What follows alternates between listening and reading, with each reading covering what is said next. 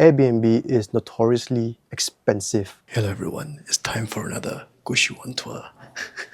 If you've seen my last video, I lived in a Goshiwon with no windows. Well, I'm still living in one. You can see over there, the street is just there, so I'm actually on the second floor. So I take off my shoes, put it in but the corridor is a lot bigger. Automatic lights. There's also a shared kitchen here, but I don't really use the kitchen because I can't really cook in this kind of environment. But here's water. Then my room's just here. So I have to whisper, but let me go into our room.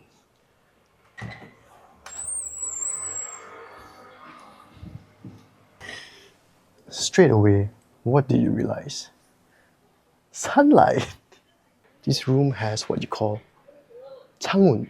What's a 창문? A 창문 is a window. This is the room. Washing machine, fridge, table, bunk bed, window, and then as you come in, a full cupboard. On top of here, you can put your luggage and everything. The room just isn't very big. There's no space. Basically, this is pretty much it.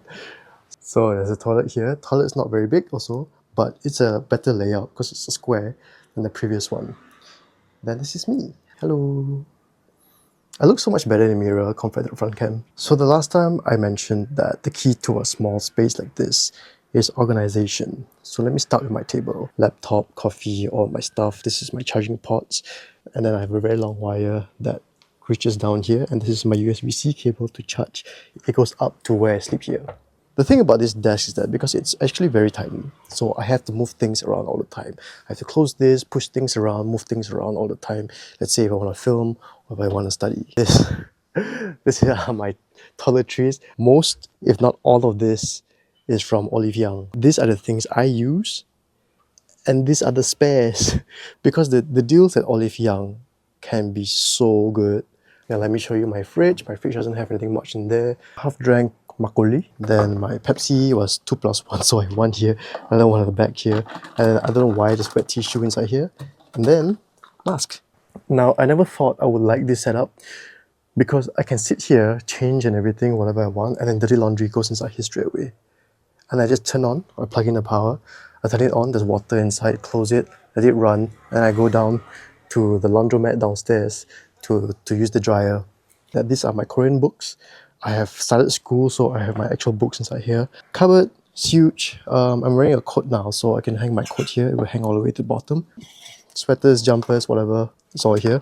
In this cupboard, yay, is all my innerwear. So socks, shorts, singlets, underwear, singlets, and then more. You know, after you shower, sometimes you just want to sit down naked for a while. And I don't want to sit on my computer chair. So I'll just open the door and I'll just sit down here like that, with a warm floor below me, and I'll just sit down here just to like take a breather, like after a shower or whatever, or after I come back I just need to be naked and just sit down for a while. So I'll just sit down here and it feels so good. Okay, now let me show you the bed and how it works. So this ladder is actually clipped here, but I took it off because I needed the space over here, right? These curtains are very ugly. If you notice, right, it doesn't appear at all in my shots when I'm in my room recently, because I'll just pull it to one side. I will use this and I'll go up. And then yeah, this is the bunk bed. I think it's a super single. I think it's about a super single. I don't know why there's this thing here. I believe it's actually heated, but I've never used it. This is triple insulated windows. I like air coming in, so I will open the window here like that, and I will just lie down here and feel the winter air come in. I love that. I had a bunk bed when I was a teenager. It is cool in the beginning, but the problem is that sometimes when you're lying down and you realize, oh, I forgot something like tissue box. You have to go back down and you have to climb back down. Take the thing and climb back up again. And sometimes it gets tiring, so I'm like, oh, I'm not gonna get out of bed. And I just improvise. So the toilet here, toilet small. This light is amazing because it's positioned just correctly to give you a very nice body definition. These are very important things to think about. What I like about this is that because it's so tiny, when you shower, you hit the toilet bowl's there, right? I will do this. I will come here and I will sit down in the toilet and I will turn on the shower And I'll just sit down here. I go to the Jimjilbang often enough, but the entry is about $10 to $15 each time. So sometimes I don't want to spend the money, and sometimes I just need that hot steam for that moment, sometimes just to cure like a hangover. A toilet bowl. Then I will turn on to quite a hot temperature. And I'll just let it like shower me with hot water. So I'll just sit down here with my hangover or anything. I'll just sit down here and just the door will be closed or open, it depends on my mood. Sometimes I like the neighbors to watch me naked. So I'll just sit down here and let the steam just kind of like fill up the room, the toilet, and also the room sometimes, just to bring up the heat a little bit. And it feels so good. If you are hungover and you have this kind of setup, doesn't matter if you're in Korea or whatever, but if you have this kind of setup where you can sit down in a very hot shower and outside it's cold, just steam yourself and allow the steam to just heal you. Now I did mention that my window faces the street. So as you can see, like,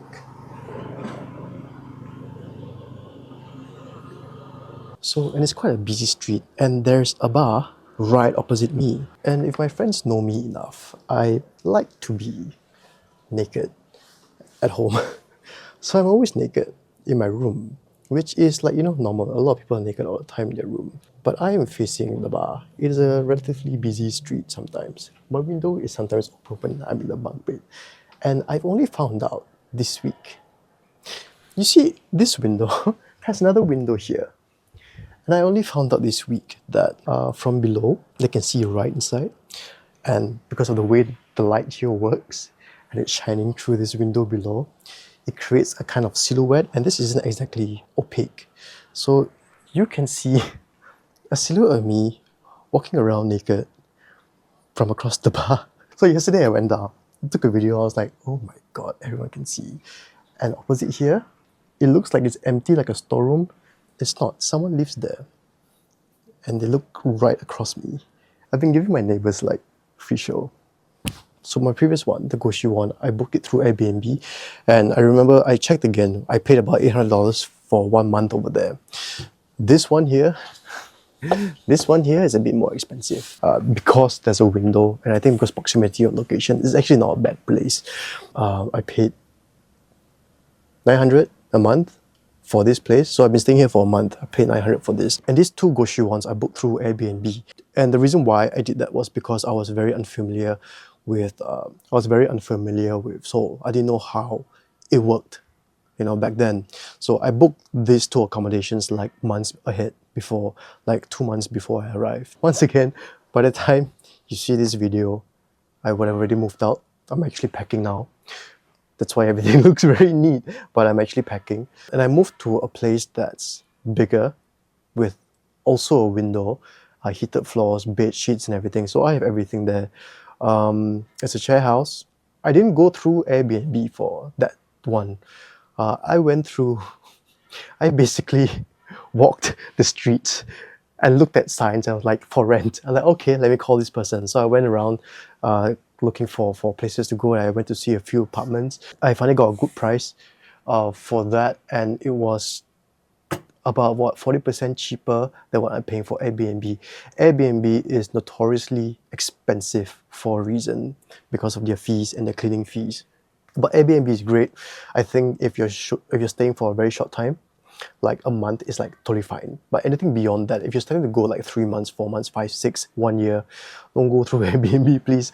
Come to Seoul, but during that time, engage with a real estate agency, or just open your eyes, look around the area that you want to stay and look at the numbers, call people and everything. The way rentals work in Seoul is different than Singapore. There's a deposit involved, and your deposit will determine how cheap your monthly rental is. I don't know whether I'm doing this right, but I think paying a higher deposit for a lower monthly rent is a lot more financially efficient than paying a lower deposit and paying a higher rent monthly. I hope I'm right in that. I'm not very good with all this. Actually, since I'm here, right, I just want to show you guys my neighborhood, because when I first came here, it felt really weird. It felt really messy, basically. But I got used to it, and I understood how this part of Seoul works.